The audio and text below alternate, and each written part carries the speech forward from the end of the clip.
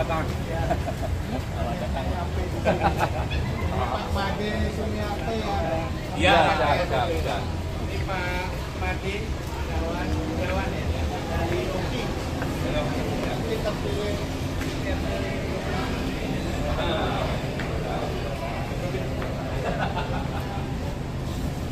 ini pakaian adat nih Pak, jadi sebelum acara sempat kesini. Iya, setelah ini sudah tahun berapa ini? Dari tahun 2002. Sekali dengan mall. Iya. Mahasiswanya habis kuliah ke mall. Iya. Datang nongkrong satu ya. Oh ini ada nongkrongnya di sana juga. Udah universitas ya? Sudah Pak. Kita jadi tiga wilayah. Oh di kampung 31.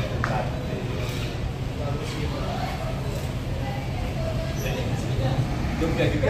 Saya Jawa Bali, tapi saya dosen di UGM. Di Jogja. Kenal sama Pak Ade, Putu. Jadi dia WA, tahu saya sebaik-kurangnya. Siap. Ayo sambil jalan. Iya. Kita banyak ngobrol Bapak. Ayo UGM ternyata Bapak. Saya tahu 95 dosen UGM.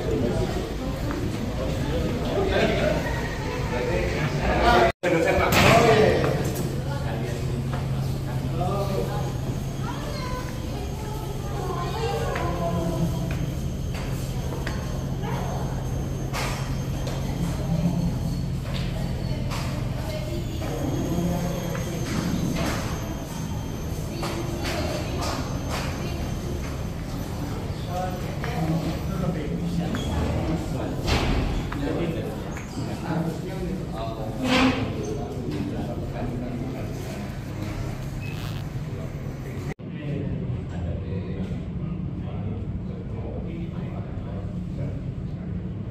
Kalau yang ya ini Pak dipayungi yayasan.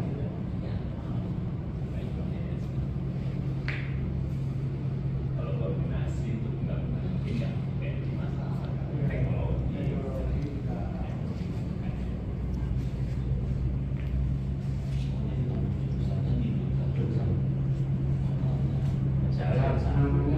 Ya, tapi kami mulai ke sana ya, Bro.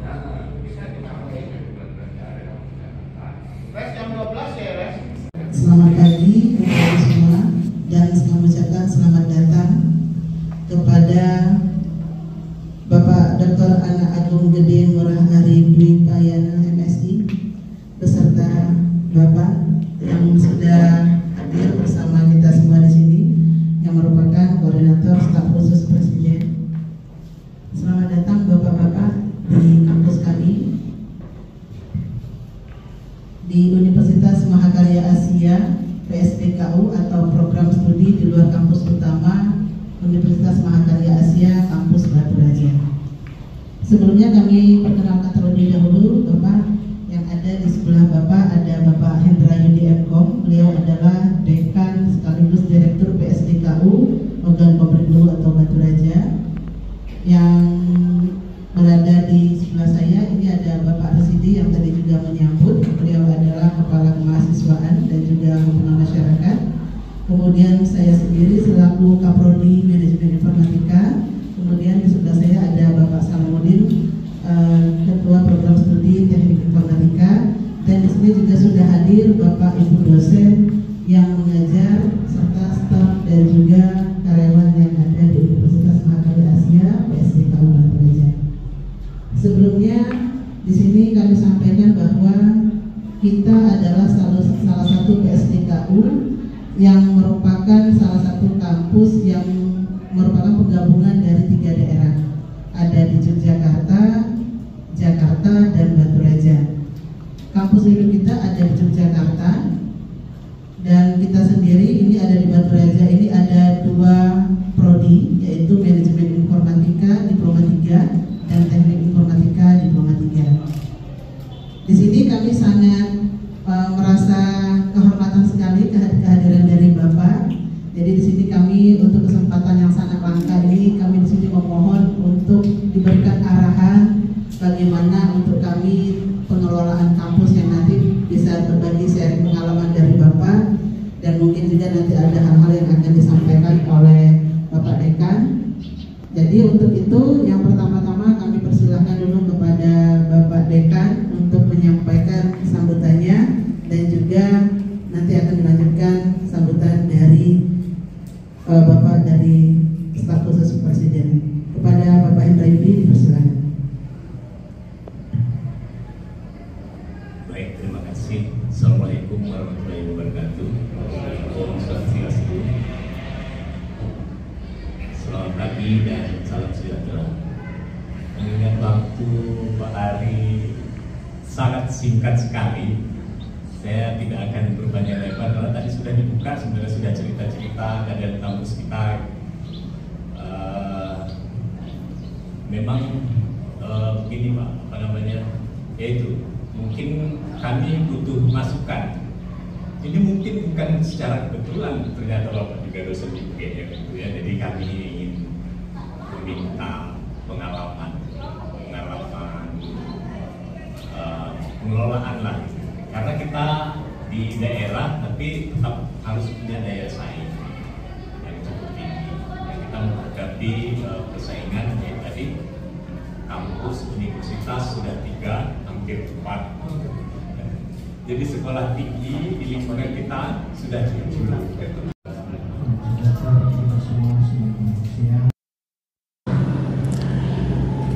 Pertama tentu rasa syukur, ngayu bahagia, dan juga alhamdulillah bisa akhirnya nyampe di kampus Universitas Mahakarya Asia di Batu Raja. Saya pribadi berteman baik dengan pengurus yayasan Pak Putu Putrayasa dan Pak Made Sumiarta dan Pak Nyoman Putra juga. 3 bersaudara yang luar biasa fenomenal ini, anak rantau dari Sumatera Selatan, anak Batu Raja di Jogja, tapi nggak pernah berhenti gitu. Istilah anak muda sekarang nggak mager, nggak malas gerak gitu. Karena 3 orang ini adalah anak-anak muda Sumatera Selatan di Jogja, tapi luar biasa karena bisa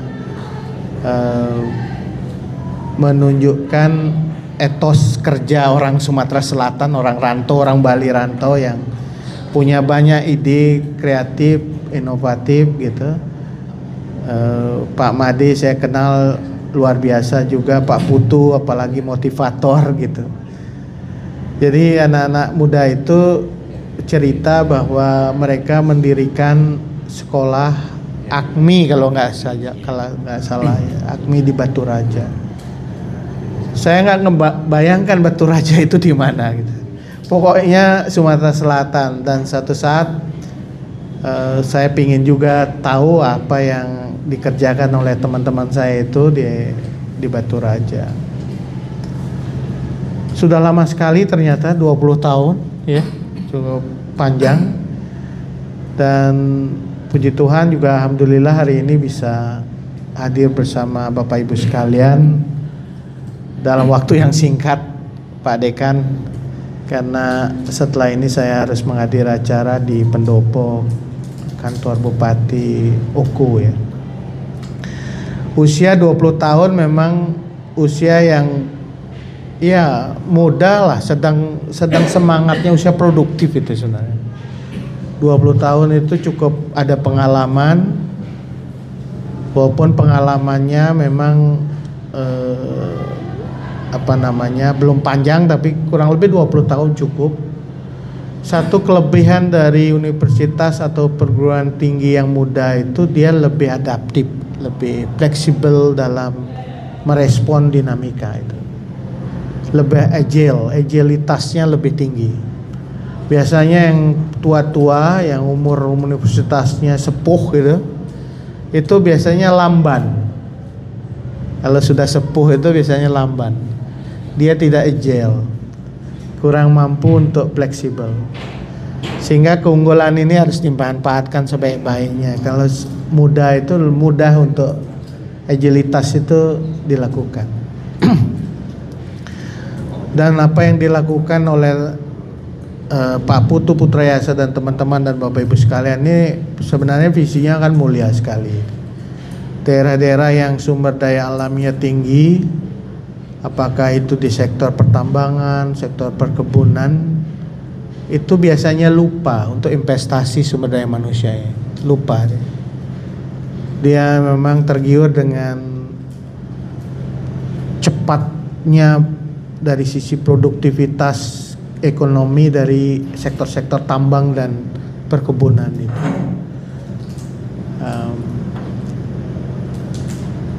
Ini yang menyebabkan banyak orang mengatakan orang yang kaya sumber daya alam itu biasanya terkena penyakit namanya Dutch disease, penyakit Belanda. Ini awal mulanya terjadi di negara-negara yang kaya minyak.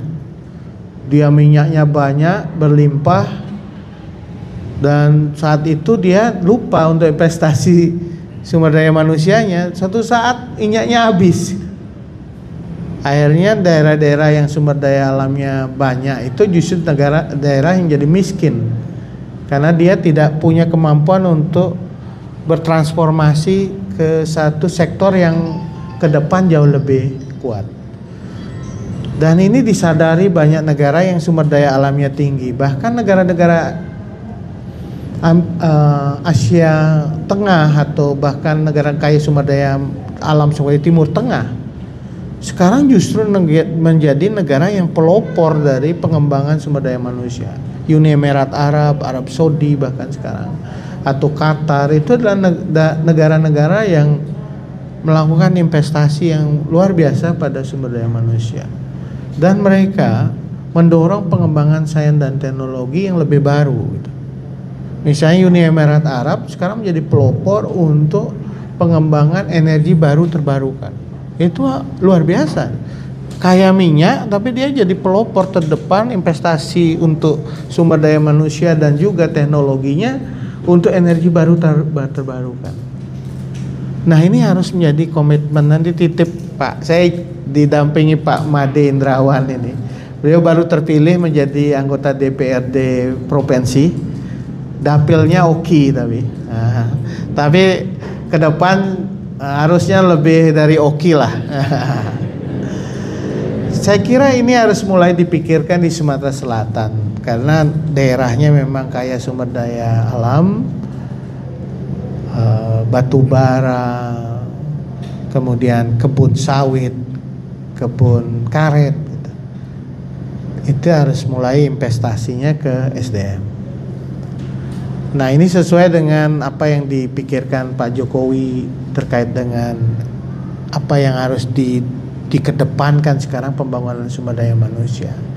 Emang tidak harus sekedar hanya pendidikan, tapi harus holistik dalam SDM ini, mulai dari kesehatan, stunting itu sampai dengan bahkan ketika dia usia produktif dia harus disediakan lapangan kerja, entrepreneurship, dan terakhir pada usia manulanya. Syukur nanti kita akan menghadapi bonus demografi. Usia produktif itu jauh lebih besar daripada non produktif. Itu kekuatan kita.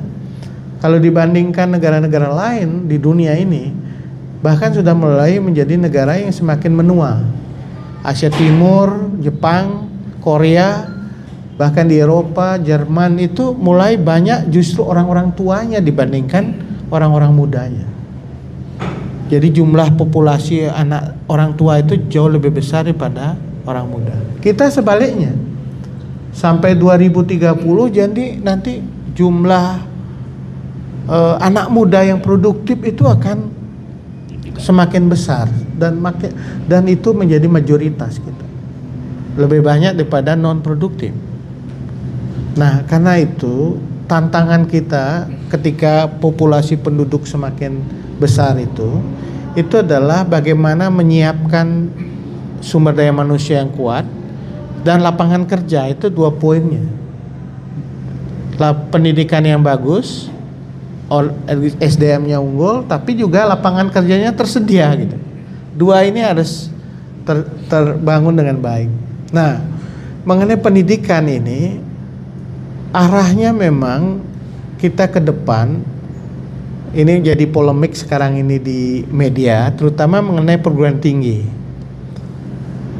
Karena awalnya Pak Jokowi inginkan setelah wajib belajar 12 tahun, kita mendorong munculnya penguatan revitalisasi vocational school dan vocational training. Ya, akademi itulah. Kalau kita sebut vocational itu ada SMK, sekolah menengah kejuruan, dan politeknik ya. Biasanya politeknik itu untuk D3, D2 dan D3. Arahnya memang memperkuat vocational. Mengapa vocational? Karena kita menghadapi mismatch antara lulusan yang kita miliki dengan lapangan pekerjaan gitu. Yang dibutuhkan skillnya di lapangan pekerjaan A, yang dihasilkan B gitu. Itu mismatchnya. Sehingga ke depan harus dipikirkan supaya betul-betul sesuai dengan lapangan kerja. Yang kedua, tidak semua anak-anak kita itu bisa mampu untuk masuk ke perguruan tinggi, universitas. Keterbatasan biayanya, kemudian juga kebutuhan keluarganya supaya dia harus lebih cepat bekerja.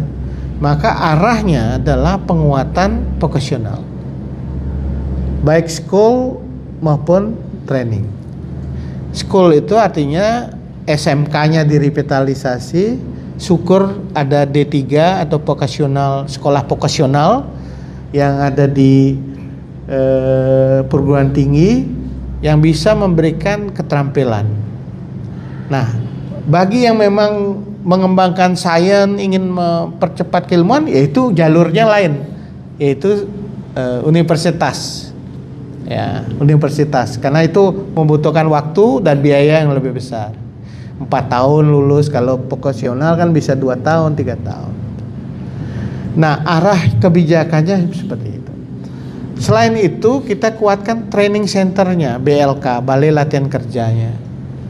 Balai Latihan Kerja itu memastikan supaya betul-betul lulusan itu punya kemampuan, keterampilan yang disyaratkan oleh lapangan kerja. Nah, ini masalah kita berikutnya, yaitu problem kita di sekolah vocasional dan training vocasional. Biasanya yang muncul adalah sekolah vocasional kita itu sesuai dengan agenda yang dia inginkan saja dari sekolah, tidak terintegrasi dengan industri. Bagusnya industri itu yang masuk ke vocasional. Karena apa? Dia yang paling tahu kebutuhan mahasiswanya atau siswanya. Dari sisi keterampilan, dari sisi mesin atau alat-alat yang digunakan, itu yang tahu industri. Maka idealnya sekolah-sekolah vocasional itu bekerja sama dengan industri. Itu. Jadi apakah itu industrinya menempatkan orangnya untuk ngajar di sini, diundang untuk ngajar, atau sebaliknya mahasiswa-mahasiswa kita, siswa kita magang di industri. Itu polanya harus dengan industri. Dengan cara demikian, maka dia lulus, dia sudah siap untuk masuk ke industri. Itu harusnya jalan yang kita harus tempuh untuk vocasional. Tapi memang kondisinya nggak seperti itu. Satu, industrinya belum tentu mau untuk investasi ke sekolah, dianggap cost center. Yang kedua, orang sekolah belum tentu diterima di industri untuk magang, soalnya memang mereka dianggap. Makanya sekarang Pak Nadiem melalui perintah Presiden Merdeka Belajar itu. Karena Merdeka Belajar itu mahasiswa itu bisa belajar tentang sesuatu yang dia inginkan, dan kemudian industri atau lapangan pekerjaan bisa menerima mahasiswa untuk magang. Itu satu program yang kemudian dihargai SKS-nya. Kalau dulu kan kita magang nggak ada SKS ya. Sekarang dimungkinkan itu untuk dilakukan. Nah, itu kurang lebih alur besar kebijakan yang ada di pemerintah. Sehingga apa yang dikembangkan oleh teman-teman sekarang ini dengan akademi di Batu Raja ini memfokuskan dua, manajemen informatika dan teknik informatika, itu pilihan yang tepat. Karena sekarang kita berhadapan dengan revolusi industri 4.0 itu yang mengharuskan kita mempunyai kemampuan untuk menyiapkan SDM yang khusus untuk teknik informatika dan lain-lain. Tapi memang syaratnya itu tadi, bagaimana kita bisa mendorong satu, anak-anak muda kita mulai menganggap ini penting masa depannya. Kadang-kadang kan gini, pilihan untuk masuk ke universitas itu terbatas dalam pengertian pengetahuan informasinya. Biasanya pilihan paling aman apa? Ekonomi. Kalau enggak hukum. Satu mau jadi pegawai negeri, satu enggak jadi pegawai bank gitu loh. Itu dalam mindset anak-anak muda itu udah begitu. Apalagi bapaknya udah punya kebun, ngapain sekolah yang susah-susah? Udah yang ekonomi atau apa gitu. Bukan berarti itu nggak penting. Tapi kita harus menyediakan alternatif informasi bahwa apa yang disebut dengan program studi informatika ini masa depan gitu loh. Ini yang perlu. Nah, oleh karena itu mungkin harus ada satu model. Kalau saya sih menganjurkan biasanya jemput bola. Datang ke SMA, kenalkan bahwa informatika itu penting.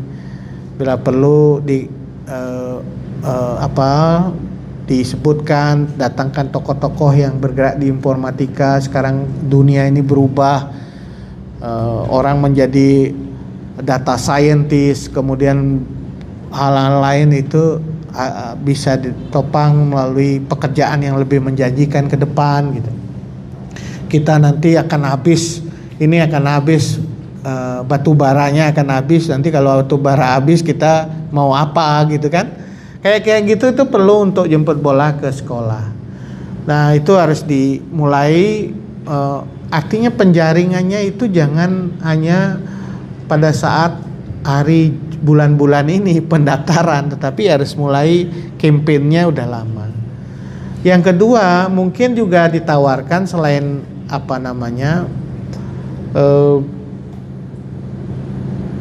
perlu ditawarkan mengenai konsep beasiswa yang ada. Mungkin ini harus juga jadi nilai tawar, karena tidak semua yang bisa sekolah itu orang kaya, orang mampu. Jadi mungkin dipikirkan skema-skema beasiswa yang ada. Dan bahkan didorong ke depan misalnya boarding school, ada sekolah berasrama. Itu bagus juga. Jadi mahasiswa yang jauh-jauh, saya tahu ini Batu Raja jadi hub. Hub itu pengertiannya dia jadi tempat simpul pertemuan antara berbagai kawasan ini. Oku Timur, Oku Selatan gitu. Bahkan sampai ke Lampung pinggiran gitu kan. Nah, itu jadi potensi Batu Raja ini strategis gitu. Karena dia hub dan kotanya juga hidup, saya lihat. Cari pecel lele aja ada malam-malam gitu. Makan gampang, yang murah juga banyak tersedia, mall ada di sebelah, kemudian bioskop ada gitu. Jadi kota ini menarik.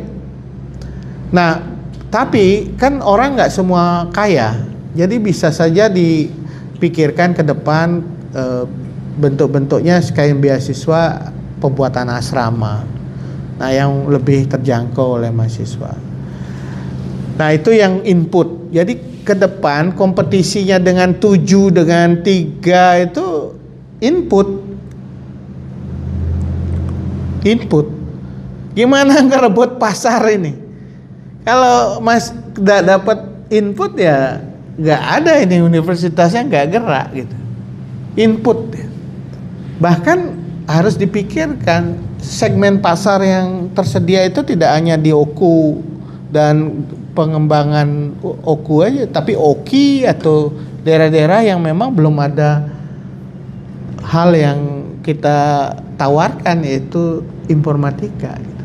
Jadi segmennya pasar itu harus diperluas. Karena masalah semua universitas akhirnya pada apa? Input. Karena input berkaitan juga dengan sumber masuknya sumber dana untuk bergeraknya universitas itu satu. Nah, yang kedua, kita harus mulai menata prosesnya, proses pembelajaran, penataan tata kelola. Ini banyak universitas yang ambruk gara-gara dia tidak dikelola dengan baik, tata kelolanya. Jadi dia mungkin bagus dari sisi kurikulum dan pembelajaran, tapi kalau tata kelolanya nggak bagus, dia akan tidak berjalan dengan baik. Sehingga ini dua hal yang harus dipisah. Tata kelola itu terkait dengan manajemen pengelolaan universitas itu. Yang kedua terkait dengan penguatan substansi pembelajaran dan kualitas pembelajaran. Di luar negeri dipisah lah, nggak semua dosen yang bisa ngelola kampus gitu. Sekarang kan kita kadang-kadang rangkap nih, dosen iya, pengelola iya gitu, ya kan? Jadi rektor itu juga jadi dosen gitu. Kedepan harusnya mulai kita pikirkan profesional yang ngelola, dosennya sibuk untuk mengembangkan kualitas pendidikan, mulai dari riset, pembelajaran sampai pengabdian masyarakat. Itu di situ dia. Tapi yang ngelola ya orang yang manajer betul gitu. Dia tugasnya gimana caranya kampus ini kelola dengan baik. Tapi kita belum sampai di situ, belum. Tapi kita bisa merancangnya supaya sampai situ. UGM aja baru ngangkat wakil rektor dari luar, itu baru tahu ini, periode ini. Karena itu tadi, nggak mungkin mindset orang dosen itu untuk melihat dunia luar itu terbatas. Akhirnya apa? Direkrut apa? Orang profesional dari bank untuk masuk di UGM. Sehingga dia mikir kerjasama itu gimana pembiayaannya, detail dia. Itu baru pertama kali di Indonesia wakil rektor diambil dari orang di luar kampus. Biasanya di sini kan sekarang pemilihan rektor kayak pilkada, Pak. Iya kan? Wah, persaingan ini ya. Sekarang kita harus tata dengan cara yang baru, profesional.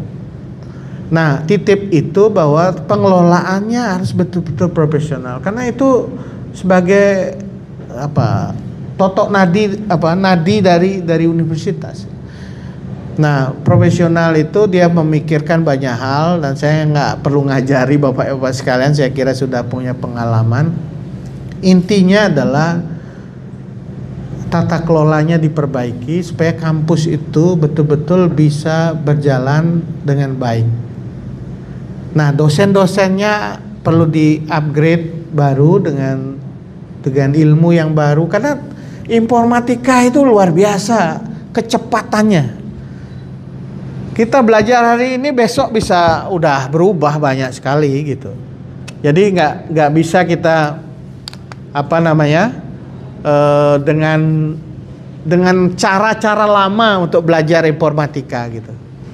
Jadi titip itu teman-teman upgrade terus, dan mengupgrade-nya itu tidak harus dengan cara-cara konvensional, misalnya dengan belajarnya ke S2, S3 saja, tapi juga ke industri, ke perusahaan-perusahaan IT, kerjasama dengan Google, kerjasama dengan Gojek, Grab gitu.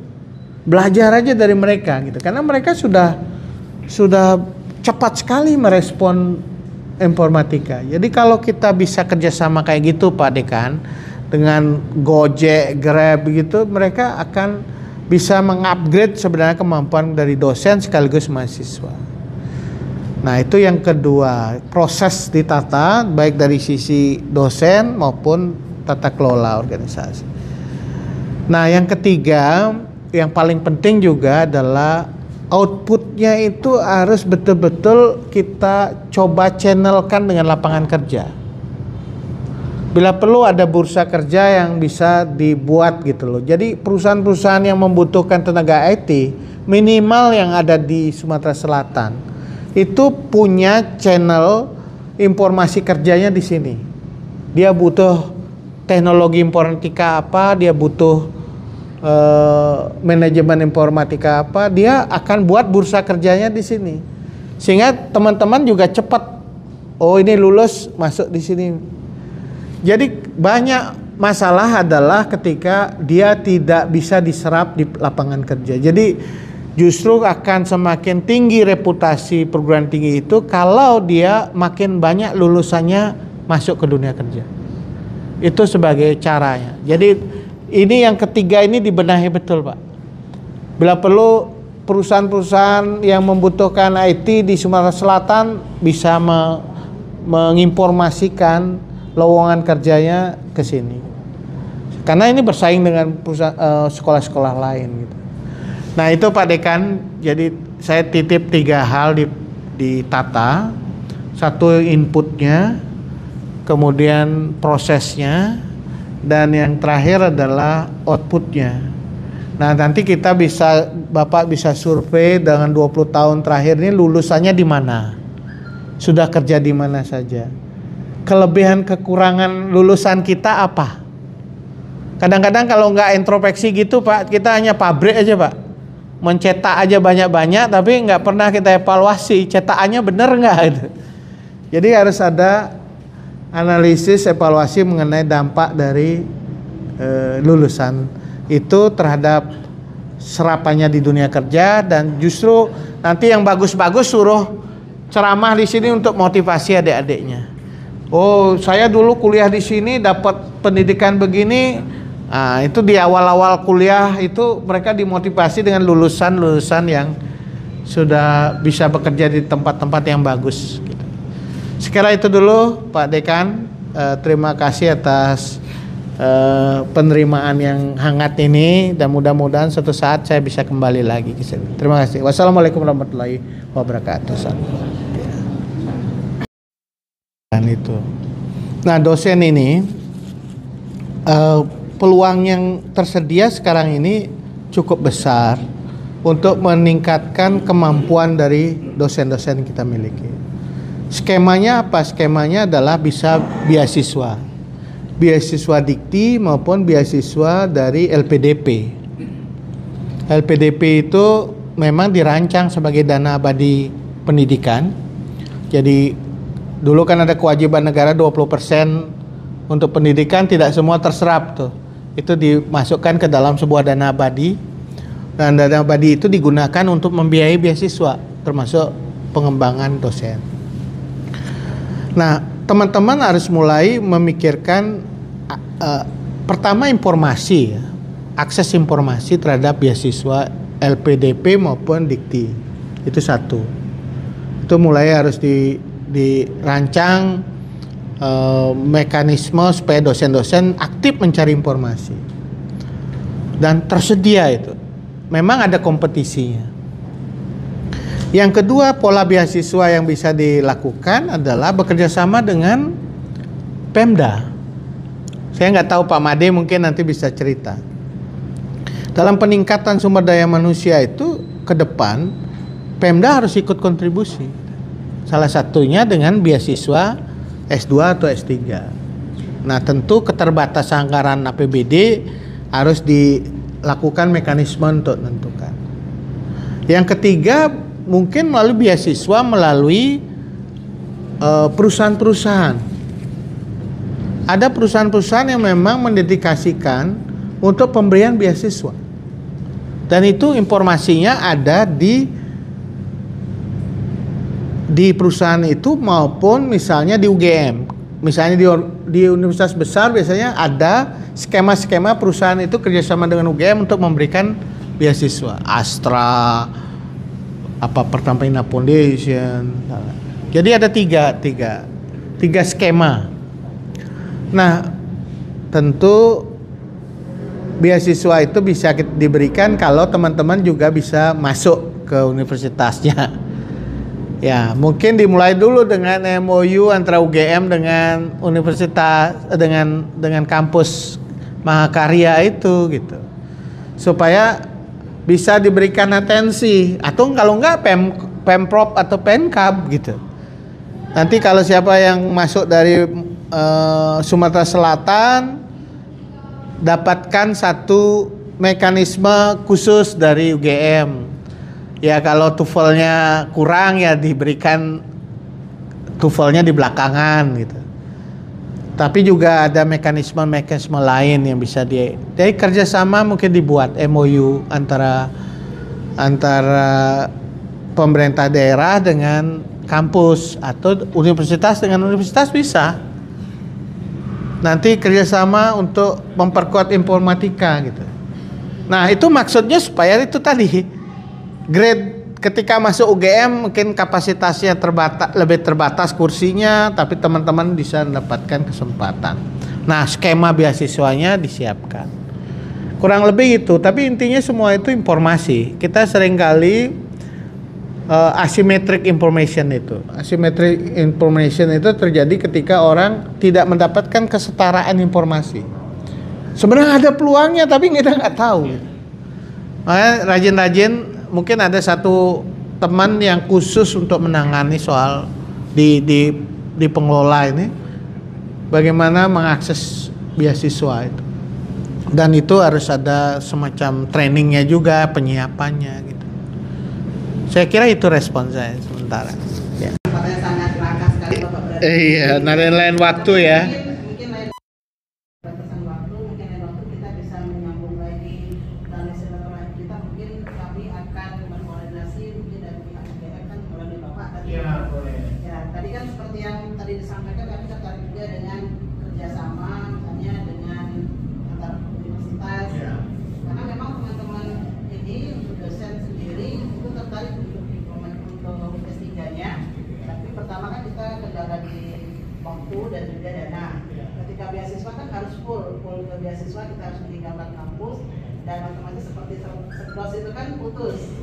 Sedos putus kita harus mengandalkan dana beasiswa, sementara kita harus merantau jadinya. Jadi semua biaya hidup dan lain-lain sudah ditanggung dari beasiswa tersebut. Nah, mungkin nanti ada tindak lanjut atau komunikasi lanjutan dari hari ini, informasi yang kami terima. Tugaskan yayasan aja pikirkan. Biar nggak pusing-pusing gitu dosennya kan.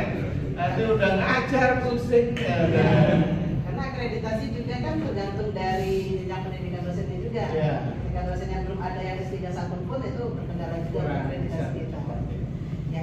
Jadi sebelumnya kami ucapkan terima kasih juga untuk Bapak Ari Mayana dan juga Bapak Mandi dan juga teman-teman yang sudah hadir di sini.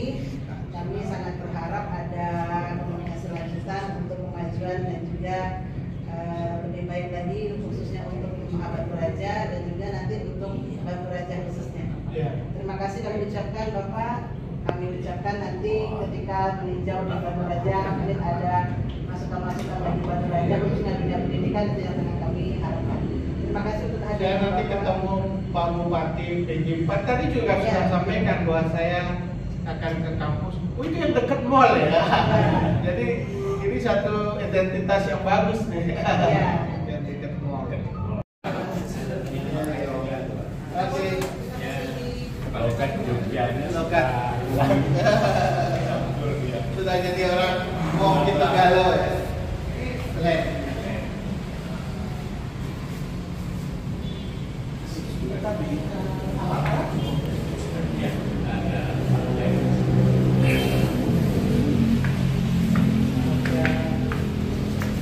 Lihat-lihat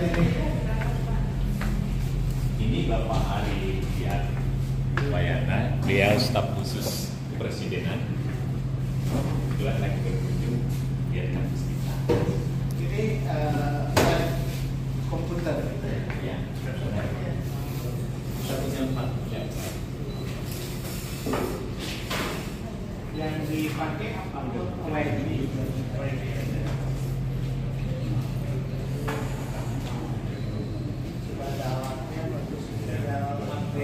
Ya, kalau untuk sudah lumayan.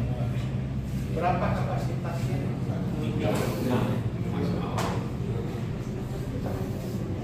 Selamat belajar ya. Makasih ya.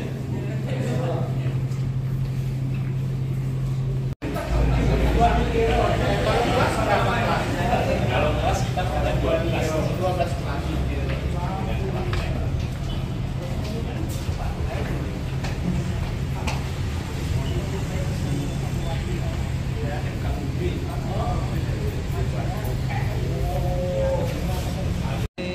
Sekali lagi tahan 1, 2, 3.